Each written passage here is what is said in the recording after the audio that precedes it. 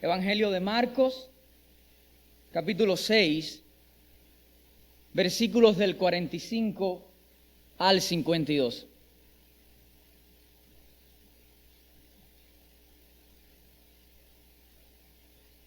Evangelio de Marcos, capítulo 6, versículo 45. Leemos. Enseguida Jesús hizo que sus discípulos subieran a la barca y fueran delante de él al otro lado, a Betsaida, mientras él despedía a la multitud. Después de despedirse de ellos, se fue al monte a orar. Al anochecer, la barca estaba en medio del mar y él estaba solo en tierra. Y al verlos remar fatigados, porque el viento les era contrario, como a la cuarta vigilia de la noche, fue hacia ellos andando sobre el mar y quería pasarlos de largo. Pero cuando ellos lo vieron andando sobre el mar, pensaron que era un fantasma y se pusieron a gritar, porque todos lo vieron y se turbaron. Pero enseguida él habló con ellos y les dijo: tengan ánimo, soy yo, no temáis. Subió con ellos a la barca y el viento se calmó. Y ellos estaban asombrados en gran manera, porque no habían entendido lo de los panes, sino que su mente estaba embotada. Oramos. Amado Padre, prepara nuestra mente, nuestro corazón para ser sensibles a tu palabra. Que no solo seamos oidores de tu palabra, sino también hacedores de ella. Obra por medio de tu Santo Espíritu en este lugar, en cada una de nuestras vidas. Padre, porque nuestro fin es agradarte, es darte la gloria. Y no hay cosa que te agrade más cuando nos humillamos a tu palabra, empezamos a ser sensibles a tu palabra, empezamos a obedecer tu palabra. Reconozco, Dios, mi insuficiencia en esta mañana, pero te agradezco que por medio de ti, por tu gracia y tus muchas misericordias, puedo entonces proclamar tus verdades. En el nombre de Cristo, te oramos y te agradecemos. Amén.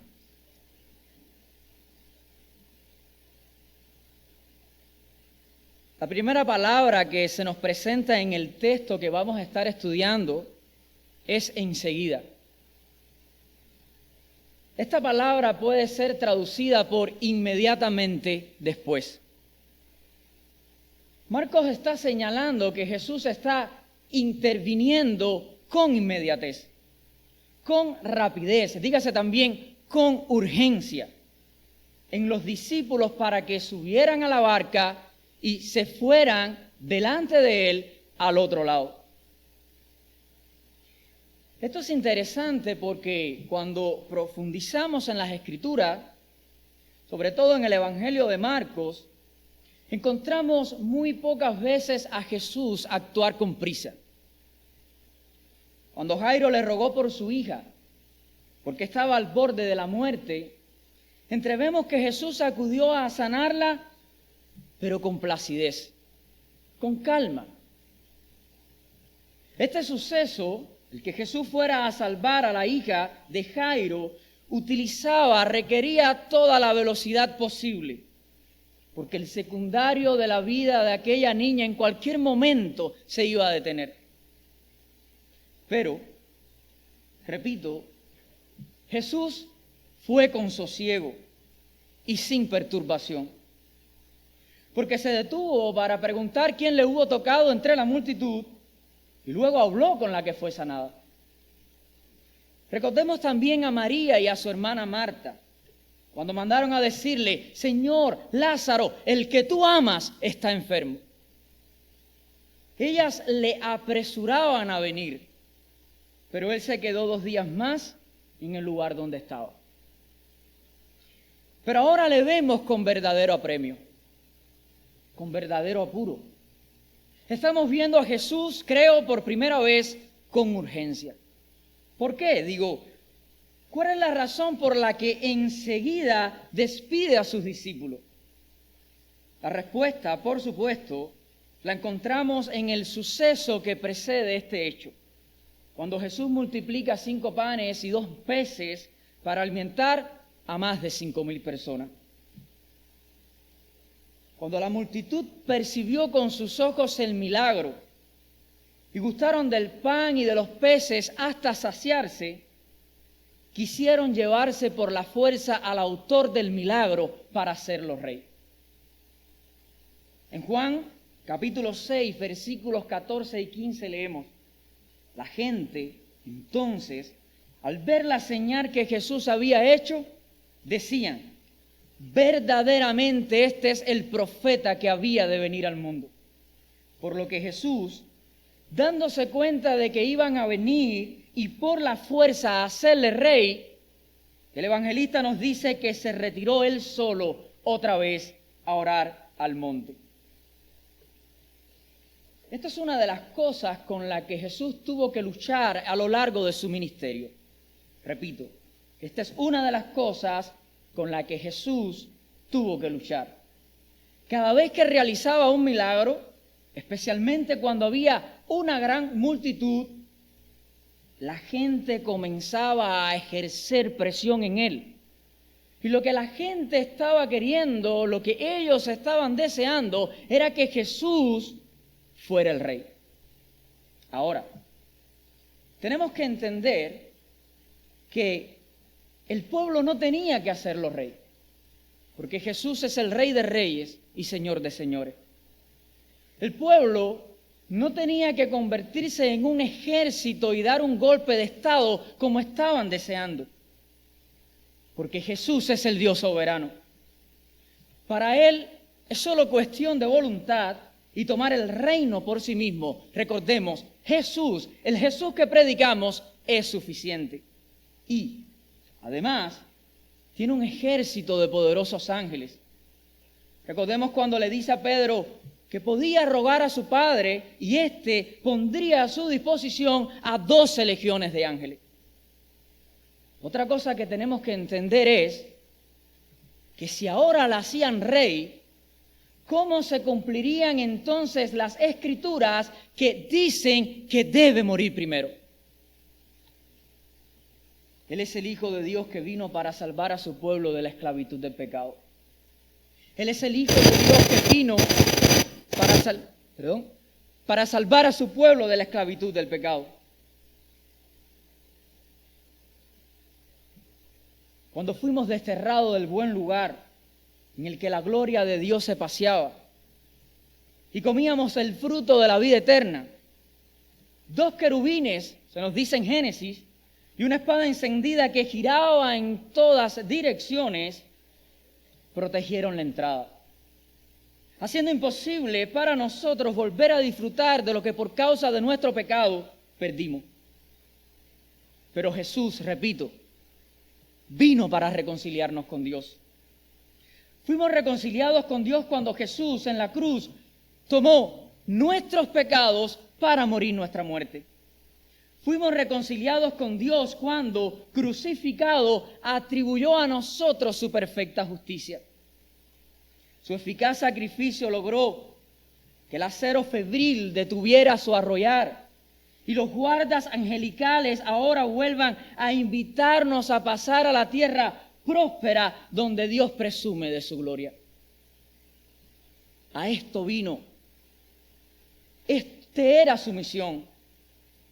Él no vino, no ahora, no en esta venida, a sentarse en el trono de David. Usted y yo y todos debemos de entender que para que Jesús pueda sentarse en el trono de David, necesita primero redimir un pueblo. Y nada, absolutamente nada, podrá evitar, detener, interrumpir esta inmutable e incuestionable voluntad de la Santa Trinidad. La razón por la que con inmediatez despide a los discípulos es porque tanto el pueblo como los discípulos no han conocido su identidad, tampoco su propósito o misión. Porque el pueblo todo lo que busca es un líder militar que por fin los pueda liberar de Roma, del Imperio Romano, para ser una nación tan próspera, tan grande como lo fue en los tiempos de Salomón.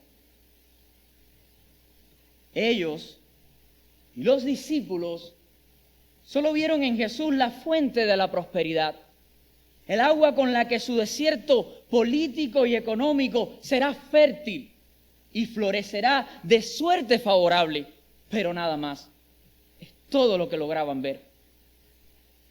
Pero esto no es bueno porque ¿de qué le sirve a un hombre ganar el mundo entero si perdiere su alma? No es bueno porque sus hechos, repito, los hechos del pueblo, el deseo del pueblo junto con lo de los discípulos, muestran un desinterés por el evangelio que Jesús está predicando. El evangelio nos advierte del verdadero mal que nos esclaviza, el pecado que nos separa de Dios. Y cuando cambias un Salvador como Jesús por un libertador terrenal, es porque sigues sin entender tu condición de pecador y sus consecuencias eternas. Que no creas que tus transgresiones diarias contra la ley divina te hacen enemigo de Dios, no significa que no lo seas. Pero si verdaderamente entendieras la paupérrima condición en la que se puede estar hallando tu alma, entonces el reino terrenal que ahora ambicionas lo cambiarías por el perdón de tu Salvador, por la justicia de tu Salvador, por la santidad de tu Salvador, para gozar de la completa riqueza que tú mismo te arrebataste con tu rebeldía. Paz con Dios. Paz con Dios. Y viendo Jesús, que sus discípulos están tan emocionados con la multitud, les dice, fuera de aquí, suban a la barca, zarpen, ahora, ya, con inmediatez. Marco nos narra que ellos obedecen. Luego Jesús despide a la multitud y dice que se va al monte a orar. Jesús se va solo a un lugar apartado a orar. No olvidemos que Jesús es un hombre de oración. Pero cuando se nos describe que está yendo a un lugar solitario a orar, como en este momento, es porque hay alguna crisis que lo persigue e importuna. Y siempre tiene que ver con su misión. La primera vez que lo vemos retirarse a un lugar desolado para orar fue por la elección de los discípulos. La segunda vez es esta, por una posible rebelión del pueblo que entorpece su misión. Esto es un peligro.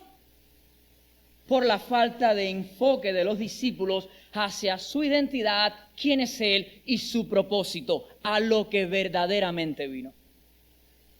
Y la tercera vez es en el huerto del Getsemaní, cuando llegó la hora en la que tenía que beber la copa de la ira de Dios. En Jesús hay ilimitado poder. Él tiene ilimitado poder para solucionar todas las cosas. Sin embargo, cuando estudiamos la persona de Jesús y conocemos la persona de Jesús, vemos que en cada momento, sobre todo en los momentos más difíciles, corre al abrazo cálido de su Padre. Nosotros, en contraste, somos insuficientes. De hecho, en las Escrituras se nos compara con el gusano, expuestos cada día a un mundo caído que nos regala penas, sufrimientos, amarguras y dolores, también infortunios, y que están más allá de nuestras capacidades. Pero la mayoría de las veces usted y yo y todos tomamos el consejo necio. Nos aferramos a controlar las circunstancias mencionadas con nuestras capacidades y nuestras fuerzas. Pero allí está el Hijo de Dios, todopoderoso, suficiente, sujetándose en oración al poder de su Padre, en una constante búsqueda de la ayuda de su Padre, del favor de su Padre, de la colaboración de su Padre. Por favor, basta ya de apostar por el consejo necio e imitemos a Jesús. Cada día imitemos a Jesús. Solo Él sabe qué hacer en cada circunstancia y nos ha enseñado qué hacer en cada circunstancia. Él nos ha enseñado a orar. Orar es a veces alejarse y detenerse cuando sabemos que estamos apartados de todos y de todo. Es cerrar los ojos, es comenzar a utilizar los ojos de la fe, porque orar es mirar más allá del cielo, más allá de lo que hay y de lo que vemos. Orar es mirar a Dios y solo la fe lo consigue.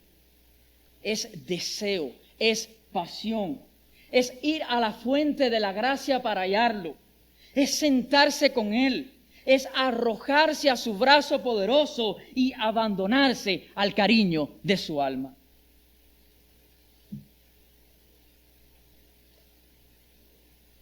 En el versículo 48,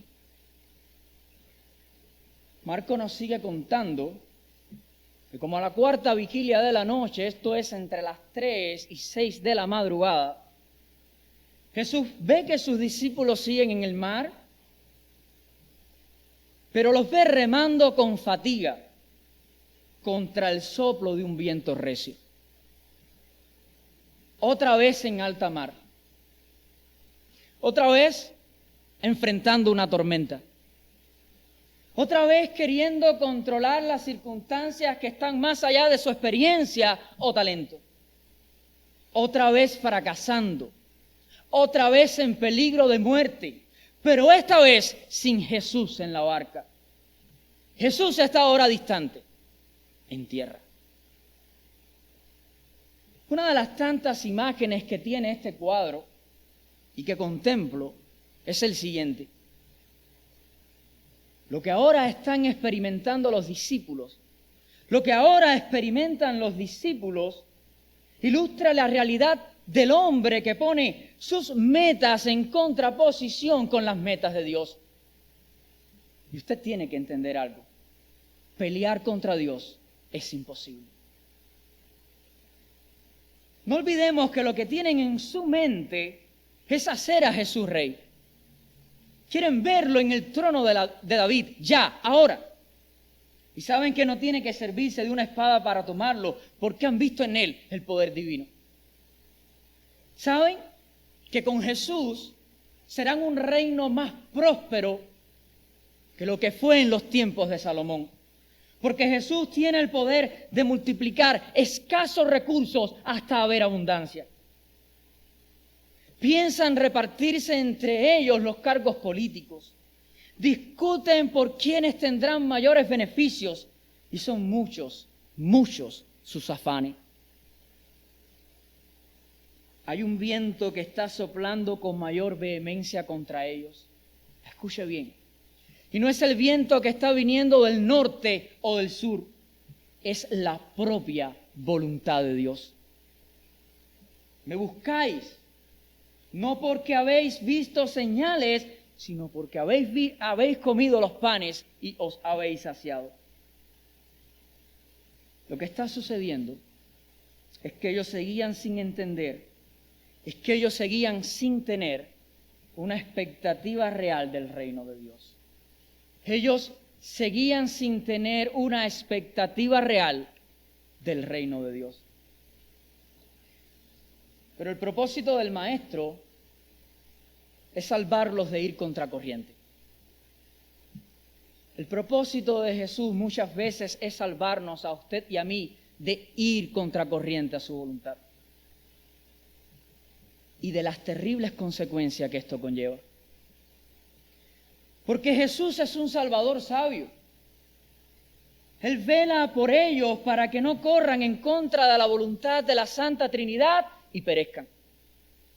Y la solución que toma contra la incrédula conducta de sus alumnos es seguir enseñándoles que Él es el Hijo de Dios, la gloria de Dios que se ha hecho carne y está ahora entre ellos, para que conociéndole crean y se arrepientan de sus caprichos y se sometan con deleite a su voluntad. Amada iglesia, cuidado. Cuidado cuando actuamos como ellos, queriendo someter a Dios a nuestros caprichos. Una tarea que tú y yo hemos olvidado es orar cada día por conocer lo que Dios quiere. Esta es la triste realidad que enfrentamos casi siempre. Oramos para someter a Dios a nuestros deseos. Por tanto, por este peligro y por muchos otros más, también nosotros debemos seguir conociendo, seguir creyendo que Jesús es la gloria de Dios que se ha hecho carne, que ahora está a la diestra de Dios, pero que también está entre nosotros, para que nuestro amor abunde aún más y más en su doctrina y en la fe. Entonces nuestros caprichos irán pereciendo, porque tendremos sabiduría para probar lo mejor. El mejor plato que usted y yo vamos a saborear es la voluntad de Dios, que es buena, dice la Biblia, que es agradable y que es perfecta. Es cierto que esta vez Jesús no está en la barca, que está distante, que está en tierra. Pero Marcos nos dice que los ve remar fatigados. Jesús desde donde está, desde su lugar, los ve remar fatigados. Yo quiero decirte en esta mañana que no importa la distancia ni los obstáculos que estén entre Jesús y sus discípulos, Él los observa porque tiene permanente atención sobre ellos. Ellos no necesitaban a Jesús en la barca para estar seguros, porque Jesús es un Salvador completo, tiene poder de protegerte y de salvarte pese a la distancia. Señor, le dijo aquel centurión romano, no te molestes más, porque no soy digno que entres ni siquiera bajo mi techo. Tan solo di la palabra y mi siervo será sanado. Ahora, Jesús los observa, va hacia ellos, pero en el versículo 48 nos dice que va hacia ellos de una manera sobrenatural. Él va hacia ellos andando sobre el mar. Y hay algo bien importante, dice que quería pasarlos de largo. Es lo que encontramos en la parte B del versículo 48. Y lo que está sucediendo aquí es que dos veces, de manera diferente, les muestra a sus discípulos, que Él es Dios. La primera, cuando camina sobre el mar. Cuando Jesús camina sobre el mar, Él está haciendo lo que ningún mortal puede hacer.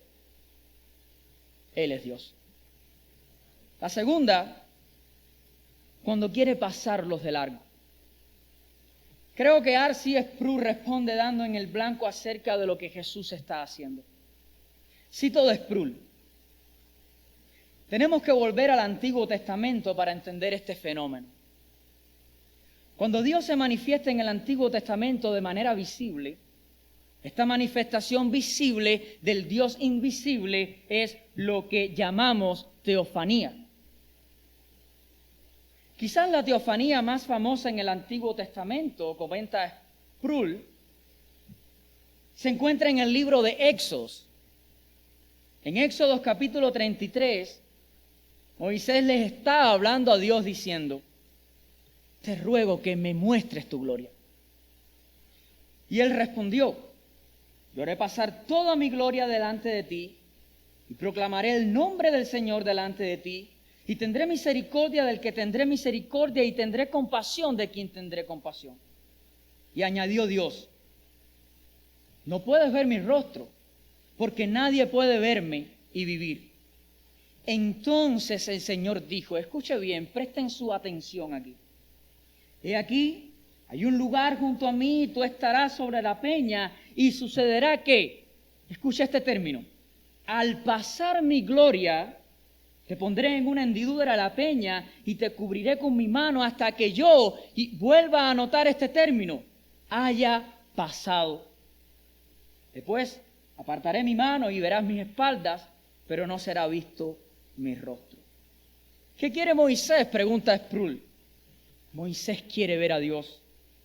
Pero Dios le dice que solo dejará, y vuelva a anotar este término, pasar su bondad a su lado.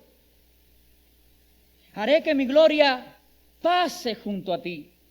Te dejaré ver mis espaldas cuando, vuelva a escuchar el término, yo pase junto a ti, porque mi rostro no será visto. Cuando Dios se mueve con su gloria para mostrarse a las criaturas, es lo que llamamos, repito, teofanía, Él lo hace de esta manera. Su gloria pasa. Y eso es lo que Jesús está diciendo. Y eso es lo que Jesús está haciendo. Voy a salir a la barca, voy a caminar sobre las aguas para poder pasar junto a ellos. De tal manera que Jesús aquí se está identificando con la teofanía que vio Moisés. Él se está identificando con la misma gloria de Dios. Entonces los discípulos miran y ¿qué ven? Ellos ven pasar la gloria de Dios. Es hermoso lo que Jesús está haciendo. Y tenemos una tercera manera en que Jesús exhibe su identidad. Cuando los discípulos le vieron andar sobre el mar, luego de pensar que era un fantasma y ponerse a gritar, Él les habló diciendo, escuchen las palabras de un Salvador, tened ánimo, soy yo, no temáis.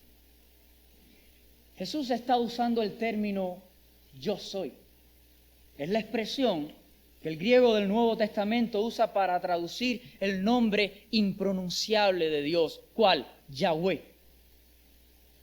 Yo soy Dios, dice Jesús, que convertí el Nilo en sangre, que hice llover del cielo fuego y granizo, que cubrí Egipto con una gran y densa oscuridad. Yo soy el mismo Dios que abrió el mar rojo. Por eso hago milagros de sanidad. Por eso echo fuera a los demonios. Por eso ordeno a la creación y ésta al instante obedece. Por eso puedo perdonar pecados. Por eso puedo resucitar a los hombres de la muerte, sacándolos por sus propios pies del sepulcro. Los discípulos estaban ante el gran yo soy. Jesús es el gran yo soy. Es Jesús que predicas, el Jesús que proclamas, el Jesús en el que has creído es el gran yo soy, que ha venido para que veamos su gloria. Él no es un libertador temporal, Él es el auténtico libertador que vino para salvarnos del imperio del pecado.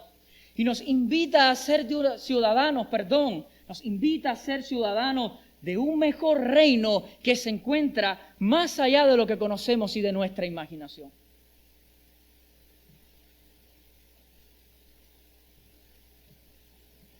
Pero noten que les dice, tened ánimo, yo soy, no temáis. Yo quiero decirte algo más en esta mañana.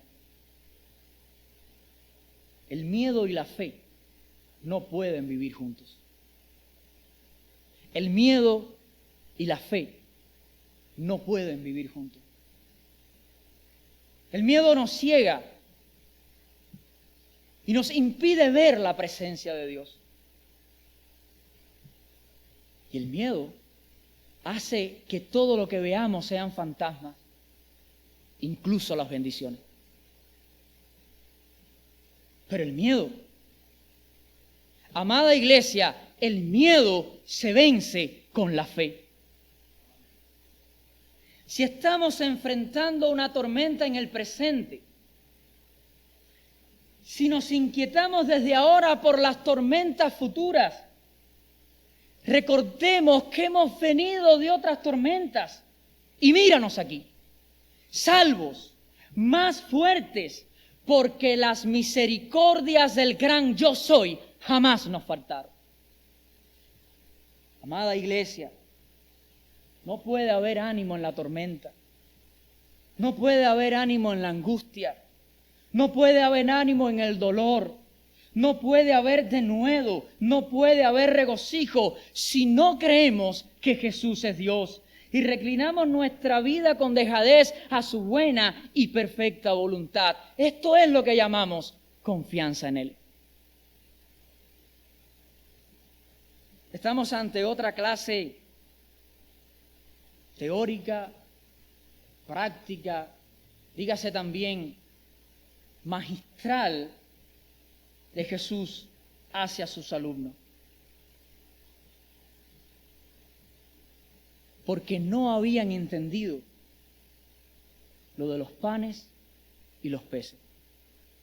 Es lo que encontramos al final de este versículo, versículo 52. Porque no habían entendido lo de los panes, sino que su mente estaba embotada. ¿Qué era lo que los discípulos tenían que entender? Concluimos dando respuesta a esta pregunta. ¿Qué era, repito, lo que los discípulos tenían que entender? Que las cosas no van a ser conforme a sus caprichos, afanes o ansiedades. Que va a ser difícil, que el camino es angosto, que la puerta es estrecha, que en el mundo tendréis aflicción, pero que tengan ánimo, porque Él es Dios. Por tanto, no tenemos razones para temer. Es bueno saber que Dios está más enfocado en nuestra salvación que nosotros mismos. Es lo que aprendemos en este pasaje. Es bueno saber que el que comenzó en nosotros la buena obra la sigue continuando hasta que lleguemos a ser perfectos. Es bueno saber que cuando Jesús vuelva, hallará fe en la tierra. No porque nosotros hayamos permanecido fieles, sino porque Él es fiel para mantener y guardar a aquellos a quienes el Padre en amor les dio. Oremos.